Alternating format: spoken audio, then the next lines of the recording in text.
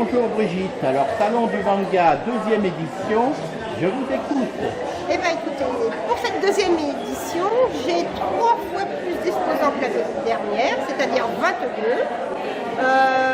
Manifestement, tout le monde est très content. Je n'ai que des bons retours. Nous avons fait un questionnaire satisfaction, ils vont me le rendre ce soir. Mais là, ils sont tous bien installés, ils trouvent que l'organisation est au top, comment ça s'appelle, le feeling avec les autres, ça se passe bien. Enfin, moi, je suis très très contente. En plus, il fait beau, donc je pense que tout le monde va venir faire cette petite sortie au Salon du Manga de la deuxième édition du Coudray-Monceau. Dans les années 80, sur TF1 n'avait pas de dessin animé, de programme enfant. Du coup, il fallait chercher des dessins animés pour les enfants en France. Du coup, le club Dorothée a été chercher des films japonais au Japon, tout ce qui est animé japonais, Dragon Ball, tout ce qui est Dragon Ball, Chevalier du Zodiac, Ken le Surveillant de l'Enfer. Ça a été arrivé en France et ça a fait un boom dans les enfants. Ça a été censuré, il y a certains dessins animés comme Ken le Surveillant qui a été censuré parce que c'était trop violent pour le public français. Mais au Japon, c'est une culture, ces dessins animés-là. C'est surtout que nous, maintenant qui avons grandi avec cette culture-là, les trentenaires, quarantenaires, et ben on a donné le virus de l'amour, de la pop culture, du manga, du jeu vidéo, tout ça, à nos enfants. Moi, je vois mon enfant qui a 14 ans, je lui ai complètement donné l'amour et du coup, il adore ça, tout ce qui est l'univers du manga, on a transmis ça.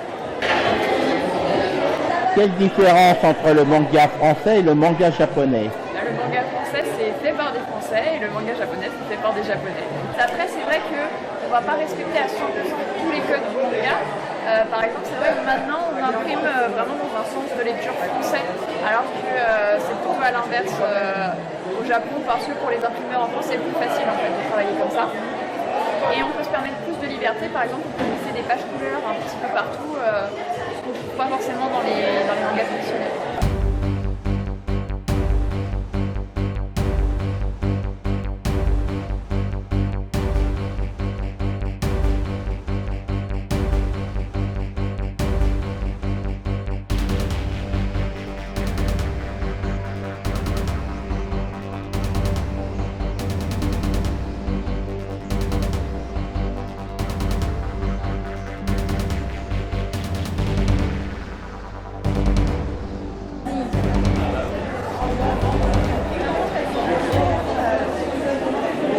Bonjour, qu'est-ce que tu penses de l'engouement actuel des jeunes pour le manga?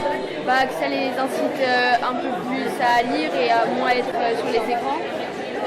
Oui, tu trouves que c'est intéressant, ça leur permet de lire au moins, parce que oui. Il n'y a pas que de la bande dessinée dans le manga. Oui, il y a plusieurs types de lecture, il y a de la bande dessinée, il y a des mangas, il y a des romans, il y a plusieurs types. Bonjour mesdames.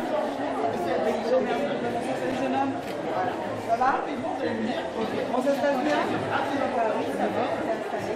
On est première fois, donc on est ici. Et c'est pas du nord de l'Essonne, de Soleil-Chartreux? Je connais bien Soleil-Chartreux. Bah oui. Oui. Tous, merci d'être venus aussi nombreux aujourd'hui. Je suis vraiment ravie d'ouvrir cette deuxième édition du Salon du Manga. Décidément, la culture, avec un grand C au Coudray-Monceau, s'installe tous les week-ends, puisque nous sortons, vous le savez, la semaine dernière des Journées du patrimoine, et aujourd'hui nous nous tournons vers notre jeunesse. Et quand je dis jeunesse, le salon du manga, la culture japonaise, le pays du soleil levant, que d'imagination pour nos jeunes, et j'en parle d'autant mieux que c'est une création du premier conseil municipal des jeunes du Coudray-Monceau, et j'aimerais qu'on les félicite parce que quand la jeunesse s'engage pour la ville et exprime ses passions à travers des salons, et bien je pense que c'est une belle chose. C'est le premier engagement citoyen, c'est le premier investissement qu'on peut avoir pour sa ville.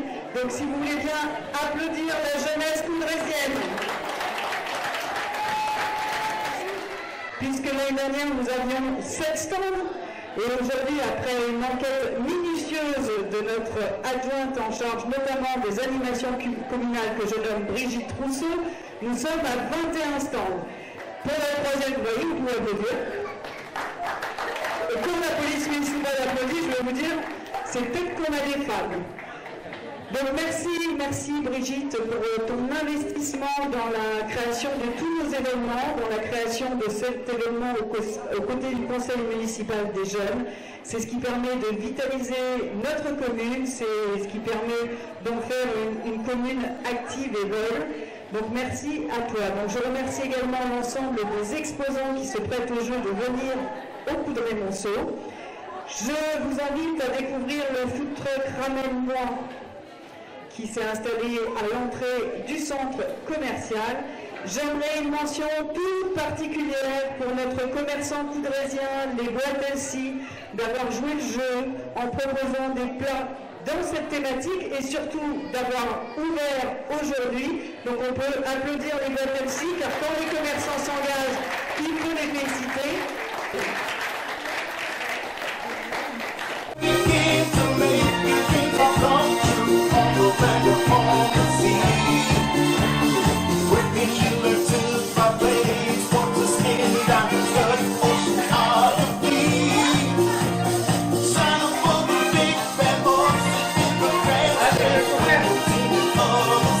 Allez, c'est parti,